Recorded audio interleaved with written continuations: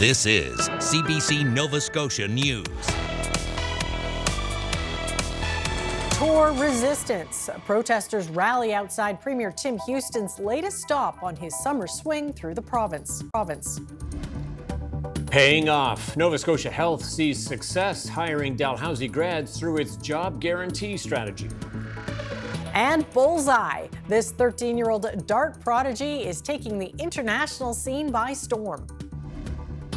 Our next system rolls in with showers and a risk for thunderstorms on tap for Thursday. Your full weather forecast is coming up.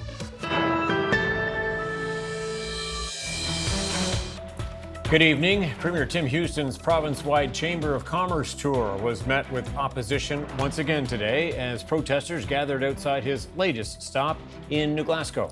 Demonstrators expressed frustration about whether the tour is truly giving Nova Scotians a chance to be heard.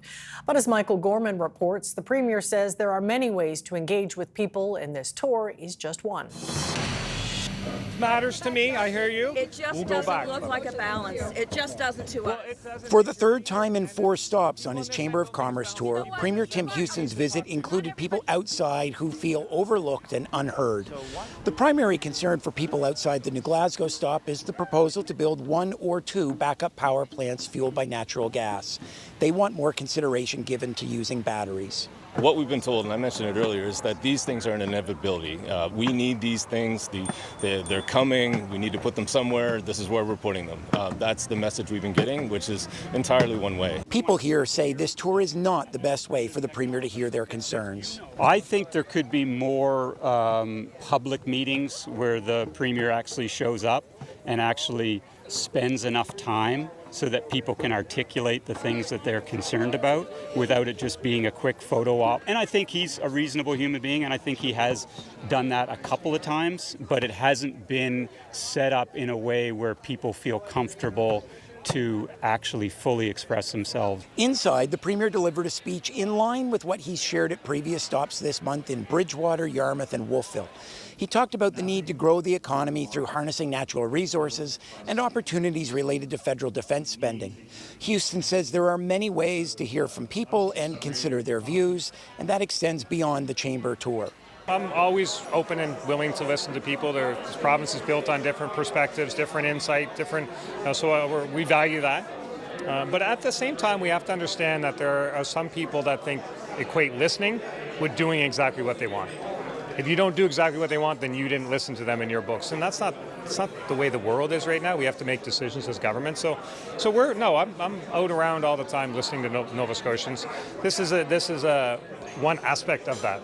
The Premier has said this tour, along with upcoming budget consultations, are intended to hear from the public and perhaps better prepare them for what's to come with the next provincial budget. The most recent document's $300 million in cuts largely caught the public off guard. Houston and his team are hoping to avoid a repeat with the next document, which is expected to include more than $600 million in budget cuts. Michael Gorman, CBC News, New Glasgow. Police are looking to solve a dangerous driving incident near Halifax's McDonald Bridge that was caught on video. Last Thursday around 9:30 p.m., a motorcyclist made a U-turn onto the walkway and slammed straight into someone riding an e-bike before speeding away. Police are looking for a white male driving a black sport bike with distinct pale-colored side panels. They are asking anyone who may have dash cam footage or recognize the driver to call police or Crime Stoppers immediately. Nova Scotia is revamping how it pays for RCMP officers across the province, promising more frontline officers and a fairer funding model for municipalities. The CBC's Ben Dornan breaks down what the millions in new provincial investment will mean for your community. It's a good day for law-abiding Nova Scotians, Justice Minister Scott Armstrong told reporters Wednesday, and a bad one for those who choose to break the law. He announced that the province will spend an extra $16 million this year and $18 million annually to help cover the costs of RCMP officers stationed throughout Nova Scotian municipalities. This funding will add 25 more officers across the province, and no municipality will have fewer officers. It's an update to the Provincial Police Service Agreement, through which municipalities, the province, and the federal government cost share for policing services. The current billing model is not sustainable. nor is it working for the current policing environment here in Nova Scotia. It creates inequities, risks that could no longer be ignored. Under the old model, municipalities would contribute to costs on a per-officer basis. The more officers in your town, the more you would spend. We're talking about significant geographic areas of the province, and you have very large swaths of geography but very small tax bases. Their ability to support the number of officers that would be required to police such a large swath of land is limited. But now, under the new model, the municipal spend will take into account operational and community needs, service demand, and geography. Crichton says Nova Scotia was the only province still using the rigid per-officer billing model. Municipalities that don't see a cost reduction under the new model will get more officers for the same cost. Those that have to spend less will be required to use the savings for local public safety initiatives like community safety planning, mental health and addictions response, and crime prevention. In our tour around the province talking to municipalities, if only we could do this. If only we could do that. If only someone could take that on, we wouldn't be tying our police officers up. That's what we heard. This will give them the ability to sign an agreement with us where they can actually invest in that. The province says it's still working on the cost breakdown on a municipality-by-municipality basis, which it will announce in the coming months. Ben Dornan, CBC News, Halifax. A former Nova Scotia health employee who had pleaded not guilty to criminal charges, including sexual assault, will now face additional charges. 52-year-old Jason Bernard James was initially charged last July with sexual assault, extortion, and uttering threats to cause death or bodily harm. Now, 2 new counts have been added, one of voyeurism and one additional count of extortion. Nova Scotia Health says James is no longer an employee. Nova Scotia Health says its plan to offer every healthcare graduate in Nova Scotia a job is paying off. So far, 40% of the graduates at Dalhousie have been hired, with dozens more still negotiating. Carolyn Ray reports. All through the healthcare system, there's need, from sonographers to nurse practitioners to respiratory therapists. It's been 5 years since Nova Scotia Health's recruiters came under fire from nursing students who said they weren't being proactive. That's when the province switched gears, offering every healthcare student a job upon graduation. Now, at least 40% of the grads, not including doctors, are staying. Yes, I do see this success. I can see that the positions are being filled where we need them the most right now, and I know that we're engaged strongly with our candidates. Every student is different. Some need licensing before they get to work. Others take time to travel. Some have signed return of service deals with their home provinces. So far, the Health Authority has had the most success hiring grads from the Physician Assistance Program. 77% are staying, and 2 more grads are still in talks. The lowest hiring rate is with nurse practitioners, with just 24% of the class committed to staying so far. The Health Authority says that could change significantly. It's still negotiating with 22 more students. That is a very, very challenging profession, and I think that we want to ensure that they're set up for success and going to exactly where they want to be within their careers. That's certainly an improvement to some of the numbers we've heard in the past, where there were 10 students and 2 stayed. Or 8 students in a program and none of them taking a position with NSH. For the union that will soon represent many of these grads, this is a step forward, but there's more work to be done. Mullen says wages and mentorship are crucial when hiring new grads. But every province is going to be recruiting these much needed, highly sought after, skilled professionals. And so we cannot rely on the East Coast lifestyle because that exists in all maritime provinces and it exists across the country. O'Brien says the Health Authority has been flexible and is willing to work with anyone who wants to build a career in Nova Scotia. She's confident that as more graduates make their decisions, those hiring numbers will continue to grow. Carolyn Ray, CBC News, Halifax. Nova Scotia Liberals are poised to elect their first female party leader. The deadline to submit paperwork to join the party's leadership race closed Tuesday afternoon, and 2 people are in the running. Richmond County Deputy Warden Amanda Mumbercat has already made her intentions to seek the party's top job. And Liberal MLA Becky Drouin said in May, when she joined the party, that she intended to run for leader. She's expected to make things official after her submission to enter the race is approved. The Liberals are the only one of the three major parties in Nova Scotia not to have had a female leader. The winner will be announced during a convention on November 21st. Well, if you live in Nova Scotia or PEI, there's a new area code in your future. The CRTC says the new 851 area code will launch in May 2028. Don't worry, you won't lose your current number. The new code is being introduced because existing numbers under the 902 and 782 area codes are expected to run out by early 2029. The new digits will apply to new phone activations across both provinces.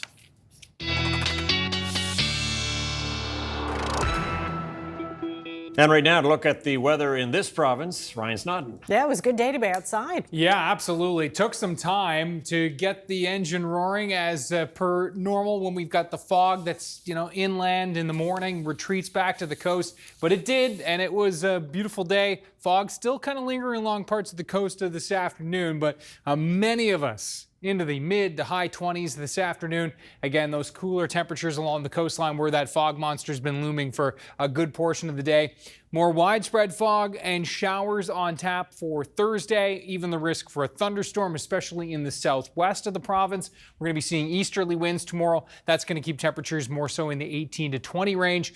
Those showers from the get-go in the southwest, and then those showers will march northeastward as we move throughout the morning. Looking at that chance for showers moving into Cape Breton around midday for tomorrow. Looking at a lingering chance for showers on Friday as well, but some sunny breaks as we will start to see some drier air at least trying to mix its way into this system, which will be tracking across the province as we can see here for Thursday and into Friday with these green blobs on the board here. These are all shower chances, and the good news is as we move into the weekend, this system is moving out and a clearing trend. We'll talk about that weekend forecast coming up. Stick around for that. Thanks so much, Ryan. Thank you. The federal government is giving a Halifax area marine coating firm a loan worth more than $700,000. GIT Coatings in Dartmouth will use the money to install a mixer and to ramp up production for a product used on the hulls of ships used for ice breaking. 5 new jobs will be created through the project. The company manufactures advanced marine coating solutions for hulls and propellers for the global shipping industry. Ottawa says it's making it easier for Canadians over the age of 16 to renew their passports online. Nova Scotia MP and Immigration Minister Lena Metledge-Diab made the announcement yesterday. We will continue to monitor how this goes on in the next number of days, weeks, and months as we continue to improve, perhaps adding children, perhaps adding population that is not in Canada, and so on. But for now, it is for adults 16 years of age and over to renew them. Any children, any people that live abroad, any other population will have to either go to Service Canada in person or go to embassies around the world if they're not in the country. Before, online applications were limited to a certain number of available appointments. Ottawa is now lifting that cap, but in order to renew online, your passport must expire within the next 6 months or have already expired. You must also apply from within Canada. Well, Nova Scotia's Sarah Mitten has captured gold.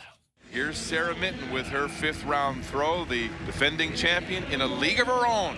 Winds and fires with force, and this is much better. Oh, this is a good-looking throw, very close to that 20-meter mark. Yes, it is. That throw of 19.88 meters was good enough to win the gold medal in the women's shot put in Glasgow, Scotland. It's the 2nd straight Commonwealth Games title for the athlete from Brooklyn. Mitten was also victorious in Birmingham, England, back in 2022. And a 13-year-old dart player from Colchester County just competed in the World Masters for the first time. And surprisingly, he's been playing darts for less than a year. Ryder Oliver placed top 4 in cricket pairs, top 16 in World Open pairs, and top 32 in World Masters singles and cricket singles at the tournament in Las Vegas. He was among the youngest players competing in the under-18 category. He tells CBC it was an experience he won't forget. He's now on his way to Florida for one of the biggest dart tournaments in North America. There's a peek at Ketch Harbor. Ryan's up next with the weather forecast. See you in just a few.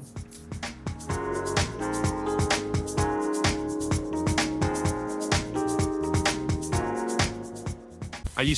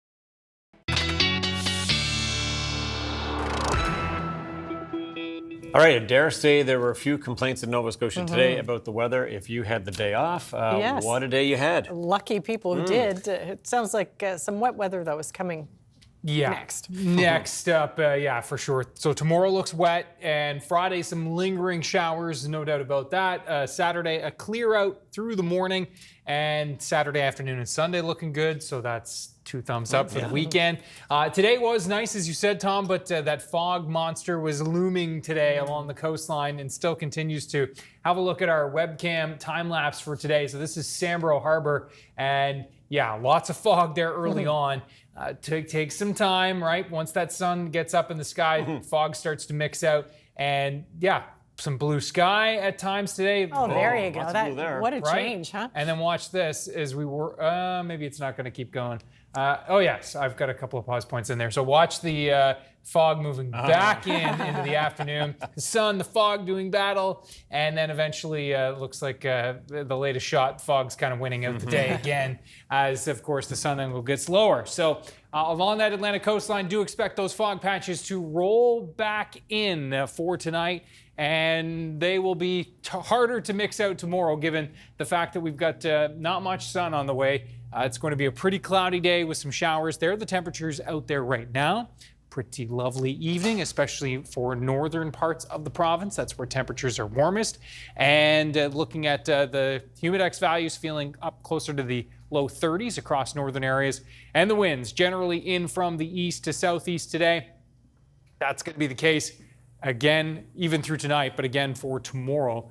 There's that cloud that's been pushing in, high-level cloud, and then backing things out here. There's our low-pressure system, and that wet weather now rolling up into the Gulf of Maine, and it's going to be, yes, moving in for tonight. High pressure will hold it off as long as it can, but yes, it is going to work its way in. And then another area of high pressure will follow it up, and that's what's going to be bringing us our sunshine for the weekend. Not going to get this warm for the weekend, but we should squeak up into the high 20s. But under this ridge, you can see temperatures really building this afternoon up through Winnipeg, 32 there.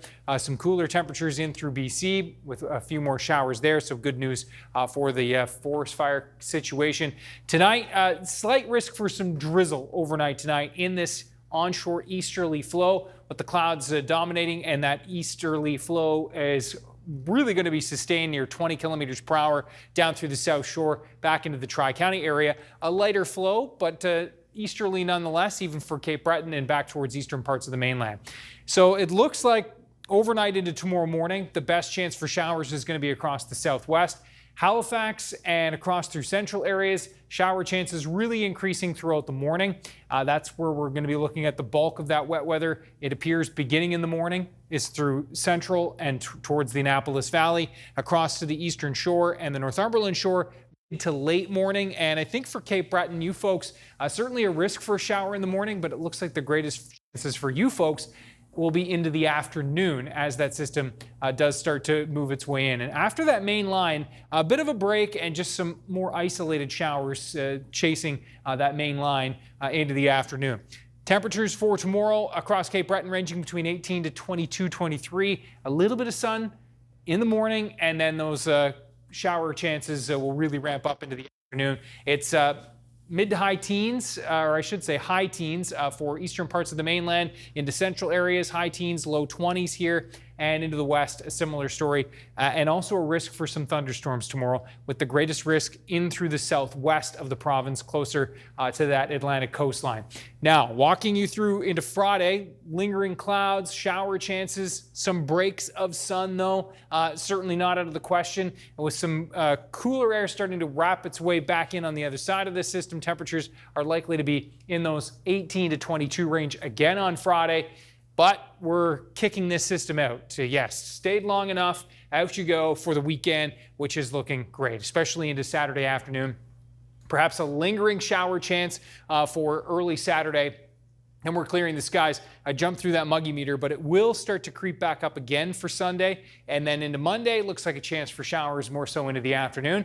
Temperatures looking pretty good for this time of year. Not bad at all. Sure are. All right, thanks so much, Ryan. Thanks, Ryan.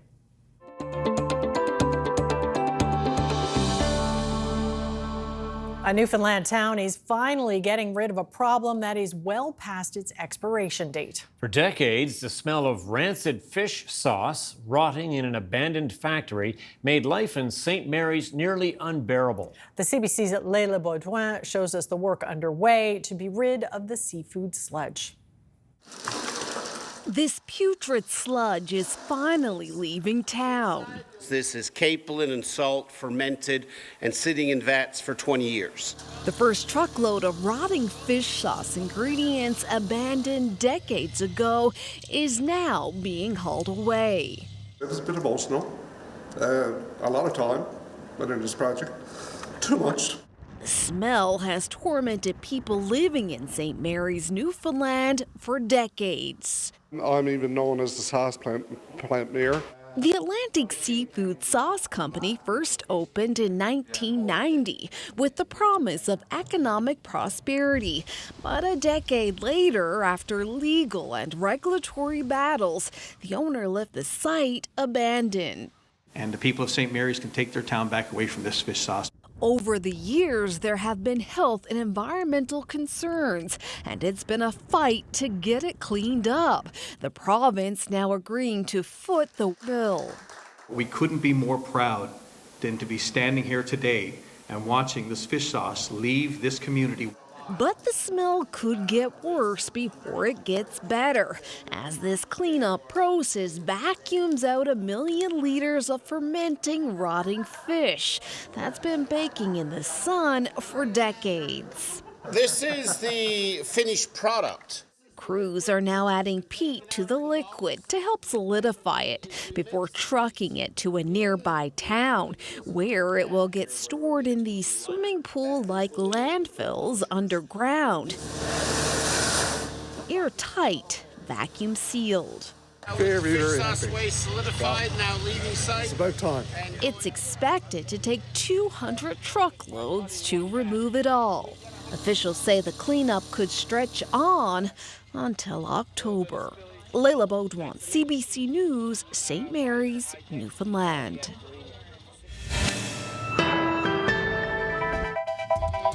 Coming up, why researchers are puzzled about the great white shark that washed ashore near Pictou last week.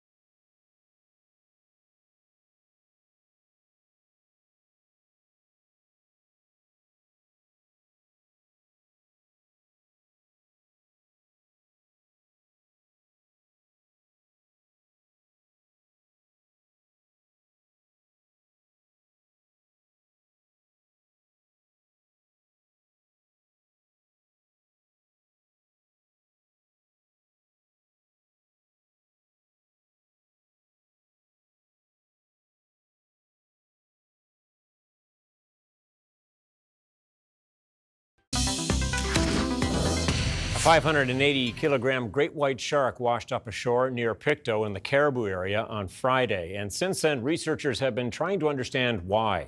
The shark was discovered by kayakers who found the carcass on Monroe's Island. Tanya Wimmer is the Director of Conservation and Co-Executive Director of the Marine Animal Response Society with us now to talk about this. Ms. Wimmer, no doubt these kayakers were a little shocked by their discovery. We know white sharks are in our ocean. But how common is it to see them in the Northumberland Strait? Well, I think that's what we're actually learning more and more. From our organization's point of view, we have had a few calls over the years of either an animal that's alive and in trouble or that has unfortunately been found dead. But what some of our shark colleagues have been finding through doing some of the tracking work is that they're quite, they're not as rare as we probably thought they were. Okay, so that's something for folks on the North Shore of Nova Scotia to consider for sure. In particular, this shark, what kind of condition was this shark's body found in, and any signs of damage much? Yeah, I mean, this was, I think, a bit serendipitous that the group was actually kayaking in that area when they were and reported it right away. So they shared the information with one of our shark research colleagues who knew to send it to us right away. And it was in really good condition in the sense that it's very warm out. And so often sun isn't great with animals that have unfortunately passed. But this animal's in really good condition. And we were able to work with the Provincial Natural Resources and DFO to get the animal rather quickly to examine it. Okay, and so that testing happened. What kind of information are they looking for? Yeah, so they did what's called a necropsy, which is an autopsy on an animal, and this was only reported at 6:30 at night on a Friday, and they had the animal in hand and in a location to necropsy at 10 o'clock the next morning. So we were very fortunate from that perspective. We were even more fortunate that the wildlife pathologists with the Canadian Wildlife Health Cooperative based at the Atlantic Vet College, Dr. Laura Bork, she was able to join the next day as well. What they do is basically it's a systematic examination of the animal from outside to in, looking at every system, every tissue for any kind of possible information that could tell us what may have happened with this animal. I gather at this point, we're not really sure what happened. Yeah, so upon what they call a gross examination, so that initial look and going through all the systems, there wasn't anything really obvious to indicate why it may have been where it was. But Dr. Bork will be taking the tissues back, doing further diagnostic work and histology. This is often the case we've had with the sharks we've examined over the last few years, is that it takes that deeper dive into the diagnostics to give us a bit of indication of at least what might be underlying. And so what is the range of possibility in that regard? Could it be something as simple as a ship strike or a boat strike, or could it be something more in the biology of the animal itself? What we've seen with some of we've had, I think, 9 cases over the last probably 4 or 5 years, which is quite a substantial number for an endangered shark, although we do know the population is increasing. But what we've been finding with the ones that have been able to be necropsied, some of them, there was nothing able to be determined. So maybe it was a mishap. They do, as you know, you sort of hinting, they come into these areas. There are lots of seals and other things they might be able to eat. And so sometimes they might just get caught out, like we see sometimes with whales. And in a few cases, they have been determining that there is a bit of inflammation in the brain. And so they're really doing a deep dive to see what might be causing that. Yeah, as you suggest there, we are hearing more about the white sharks for sure. Is it that the white sharks population is increasing, do you think, or do we just have more eyes on the water and so we're seeing more of them? Initially it was a bit of a combination of both. This is a species that has only become protected in Canada not that long ago. And so there wasn't a lot of research done on them. They were also quite, in a sense, elusive. They weren't really as sort of common to see. But what we are seeing is that now there are really great research programs with a few groups out there. They are doing more things like tagging and acoustically listening for them. And so we're getting more and more information. And the information they have is indicating that the white sharks might be rebounding a bit, which is great because they are an endangered species. Okay, so we know they are here. When you are out there on the water as a boater or a kayaker or a swimmer, what kinds of things should you watch for in terms of what schools of fish or seals might be doing, for example, in the area? Yeah, I mean, that's a very obvious concern for folks when they, whether they're watching the shark tracker apps or websites and seeing where these animals are, the tagged animals are pinging. And obviously, it's a reaction of everyone who works on, or especially in the water.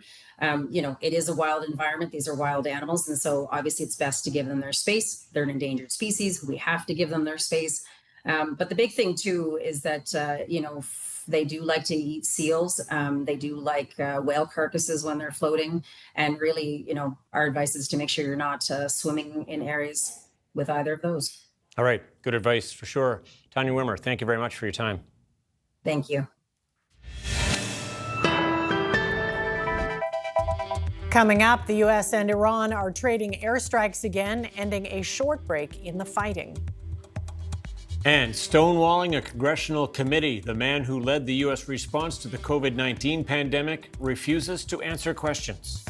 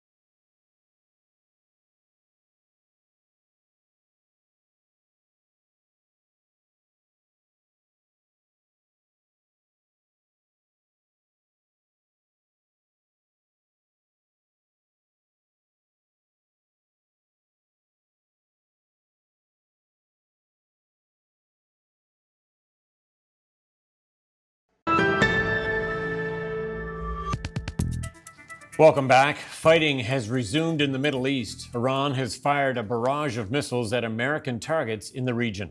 And the U.S. and Saudi Arabia have attacked Iranian-backed militias in Iraq.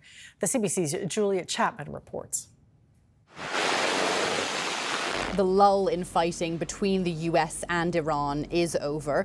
Having taken a few days off from strikes, President Donald Trump is now vowing to hit Iran hard. In an interview to Fox News, he reportedly used profanity to threaten a firm response to Iranian attacks on American bases. In a statement last night, U.S. Central Command says it intercepted a surprise attack, shooting down multiple ballistic missiles. Fox News is also quoting President Trump as saying that Jordan was the target and that there were only minutes of warning that the missiles were incoming. Iran says this is a response to U.S. aggression. It also says that it struck 3 oil tankers in the Strait of Hormuz. Now, there's been no confirmation of that, but the reports alone have sent oil prices rising again. And there is no sign of any resolution over the waterway.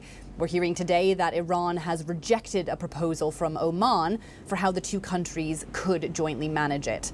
Meanwhile, U.S. Central Command says its forces, along with those from Saudi Arabia, targeted weapons and logistics sites in eastern Iraq. It says they belonged to terrorist groups who had carried out drone attacks on the orders of Iran's Revolutionary Guard. Now, Iran-backed militias in Iraq say several of their fighters have been killed, and Iraq's presidency has condemned the attacks. Saudi Arabia accuses these militias of recent drone strikes against Saudi oil sites. And Saudi Arabia is increasingly being drawn into the wider Middle East conflict. We've seen the Houthis, another Iranian proxy group, this one in Yemen, target shipping in the Bab al-Mandeb Strait, the other major trade pinch point in the Middle East, along with the Strait of Hormuz. Now, that has made things very challenging for the Saudis as they try to export their oil. And with the targeting of oil facilities, there seems to be a reaching of a tipping point for the Saudis. So we're now seeing them take direct action against Iranian proxies in Iraq alongside the Americans. Julia Chapman, CBC News, London. 3 firefighters have died battling flames on the island of Crete. Greece is one of the number of European countries blackened by fires this summer. The conditions have already displaced more than 300,000 people in Spain and France. The CBC's Nala Ayad is outside of Bordeaux at a staging ground for crews. We are just west of Bordeaux in the Gironde area, which has been disproportionately affected by the wildfires here in France and has already claimed tens of thousands of kilometers of forest. We had just arrived when the firefighters had discovered yet another new fire that had cropped up in the extraordinarily high temperatures and low humidity of this afternoon. And so as they were working, their tactic was to try to work with the direction of the wind, which has actually picked up significantly this afternoon, to drive the fire away from drier areas and towards the road to hopefully stem its effect. Clearly, the lower humidity today and the higher temperatures that came are a huge challenge for the firefighters. But with the help of water bombers, they were able to diminish the front of the fire and to push the flames back away from the dry areas. It is just a small victory in what has been one of the worst fire seasons in France, and one that has caused one of the largest evacuations in memory. Nala Ayad, CBC News, west of Bordeaux, France. The doctor who served as a key advisor to 2 presidents during the COVID pandemic appeared at a congressional hearing. Dr. Anthony Fauci had been summoned to answer questions about his handling of the crisis. Instead, he invoked his constitutional right to remain silent and accused one Republican senator of having a, quote, unhinged obsession with prosecuting him. Tom Perry reports. To Anthony Fauci, this hearing was not about getting answers. It was instead the latest attempt by his political nemesis, Kentucky Senator Rand Paul, to get him. The only conclusion I can reach is that the sole reason he is calling me before this committee is to get me to say something, anything, that could vindicate his repeated public pledges that I end up, in his words, quote, behind bars, unquote.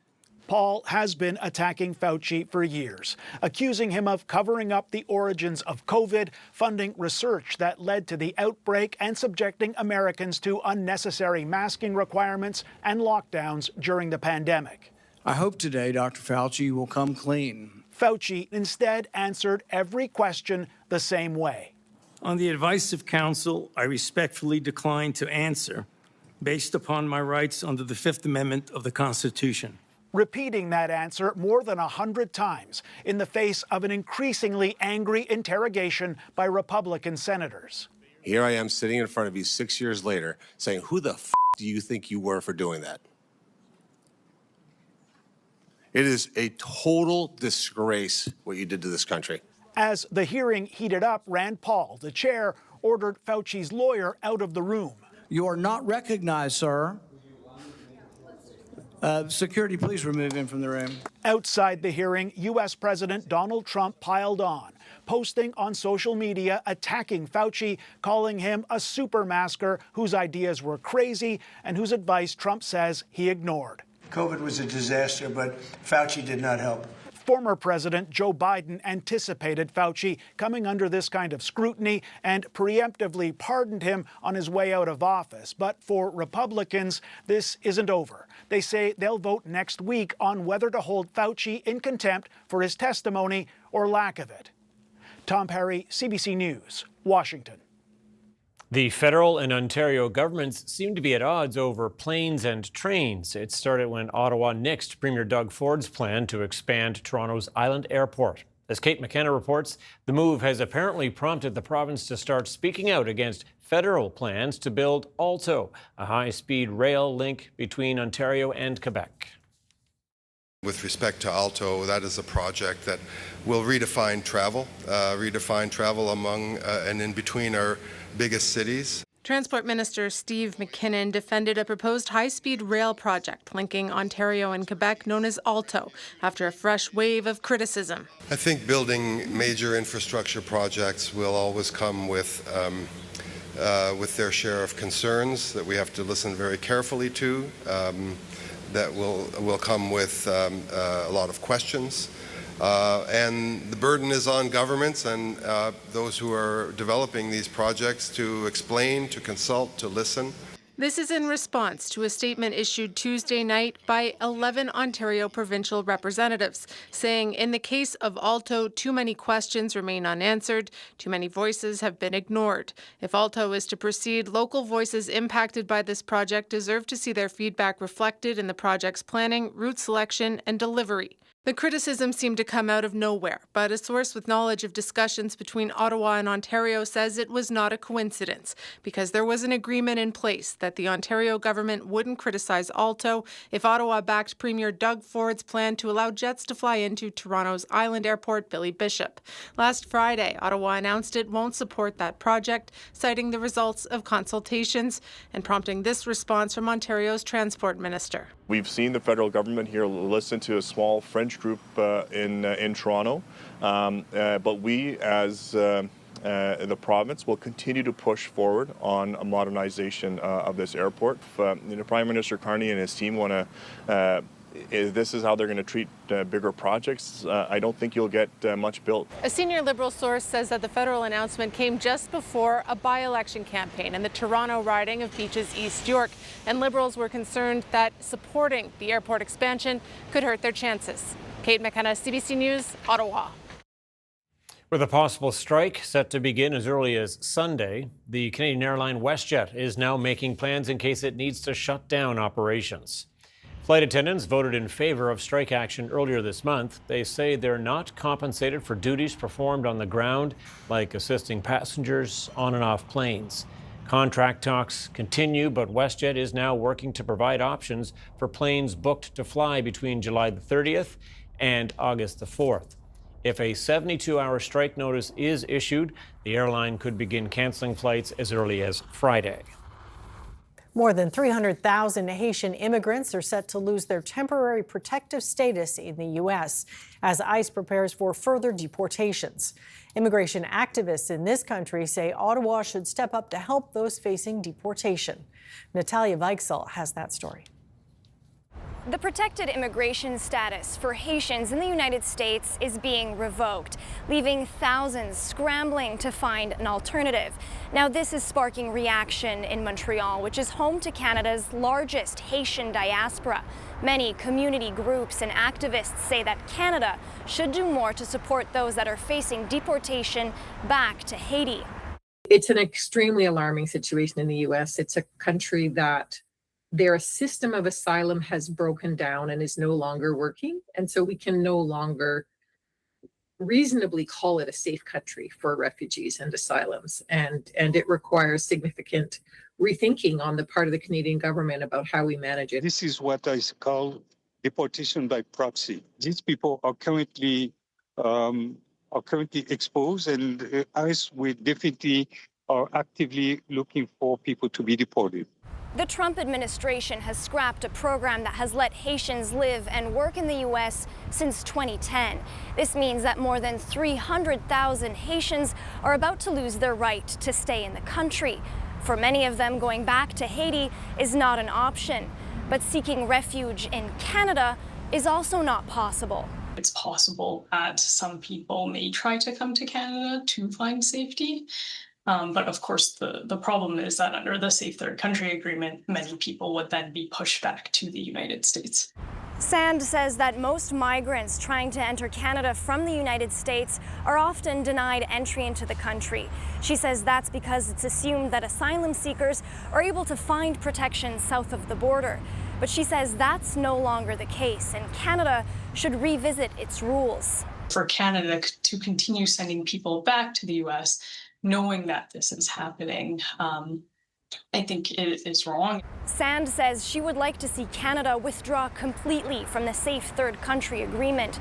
She says until that happens, thousands of Haitians will inevitably be sent back to a country faced with violence and instability. Natalia Weichsel, CBC News, Montreal.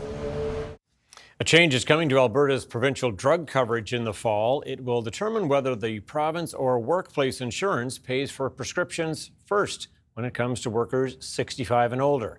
As Christine Birak explains, some say it could spark a shift throughout Canada. A new Alberta law could soon drive up health insurance costs for businesses and spark a ripple effect across the country. I'd be really surprised if the other provinces and premiers weren't watching this really closely. Alberta is shifting primary health and drug coverage for workers 65 and older directly onto employers, meaning if those employees fill a drug prescription, the company's insurance provider, not the province, is now the first in line to pay. The legislation, Bill 11, bans employers from cutting benefits for active staff based on age. So industry estimates say employer health and drug bills could jump 2 to 5% on average. Whether or not your employer decides to pass on some of those costs to employees is really going to be up to the employer.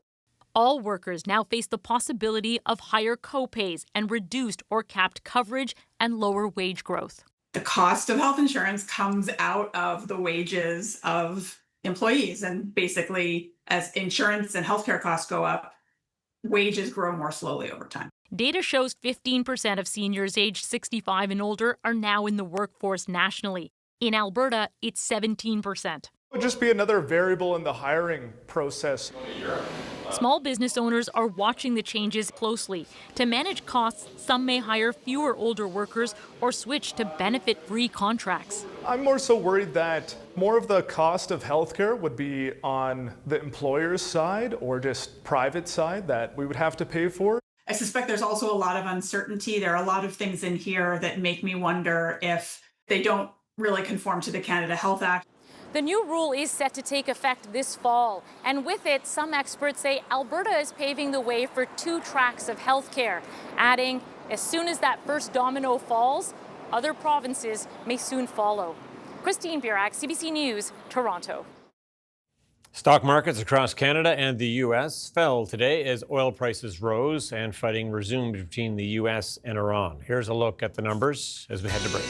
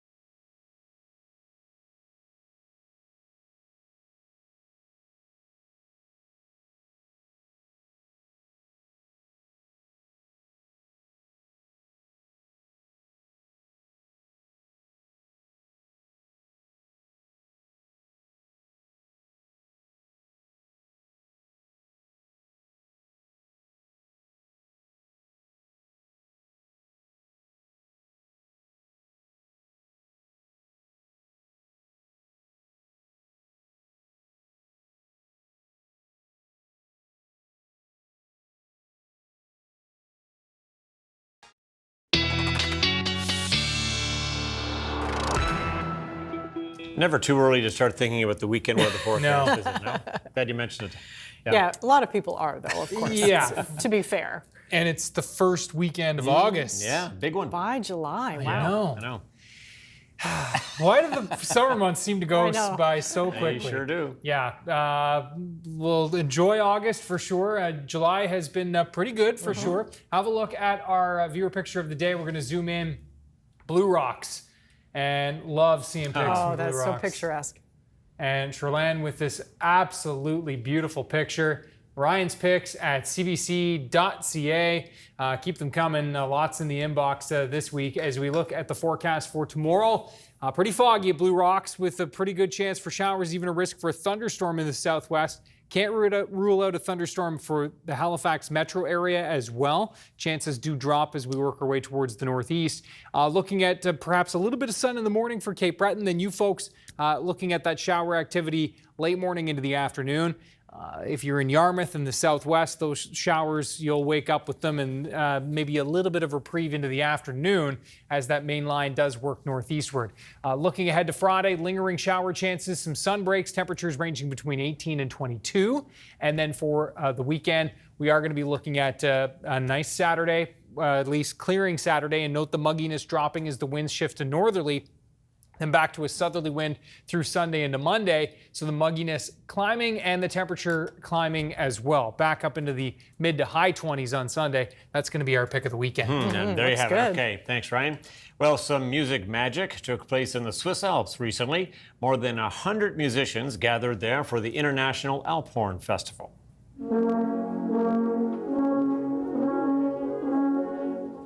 Musicians from various countries performed ensemble pieces in a pasture more than 2,000 meters above sea level. It was part of an annual festival that celebrates Swiss culture. The Alphorn was once used by herdsmen to communicate with each other and to round up cattle and sheep. Today, the wooden lip reed instrument serves as a symbol of Swiss identity, folklore, and cultural continuity. And a lot of them there, that's for sure. Yeah. That's it for us tonight. Thanks for watching. We'll see you next time. Good night. Good night.